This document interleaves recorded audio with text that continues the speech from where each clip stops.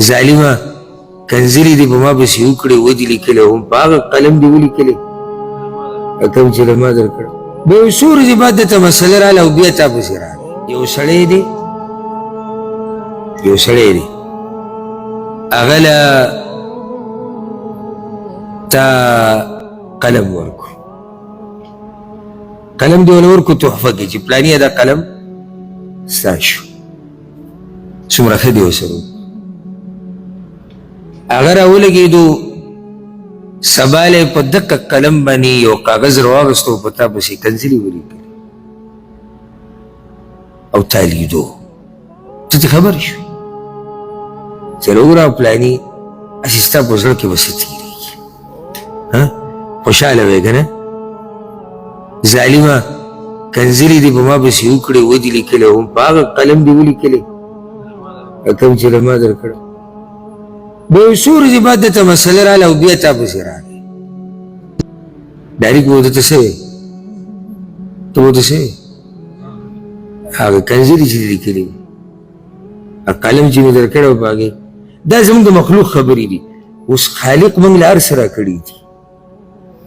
هر څه دا خو د خالق دي زموږ په کیسې دي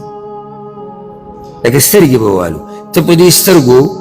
مثال هغه څه ته ګورې چې الله یې نه خوښوي دا سترګې چا درکړي دي الله هم په هغه څه چې الله درکړي دي تا د الله سره دښمني وکړه سبا له په تا باندې سخته راله ته اوس الله ته وایې چې یا الله زما مرسته وکړه نو زه تا نه سوال دا کوم کله چې دا سخته نه وه تا ته رب یاد و اجي اخو هغه انسان و نه رسول سلم وی الله په راحته کې پیژنه په سخته کې به دې پیژني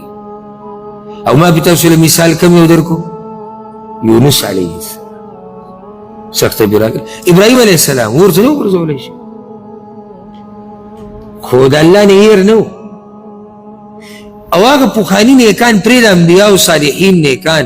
زموږ په دې زمانه کې ډېر داسې خلک دي چې موږ لیدلي دي نیکان خلک ښه دینداره خلک چې سختې پرې راغلي دي رب العالمین د هغه سختو نه راویستي دي ولې ځکه چې کله چې په دوی دا سخته نه وه هم دوی دینداره وو ورسېدی په دې نقطه که نه زم چې دا نصیحت تاسو نن ځان سره په دې زړه ولیکئ پښتو کې یاده که او بیا چاته بیان هم که وایي رسول وسلم وایي چې الله په راحته کې پیژنه تا به په سخته کې پیژنه دا حدیث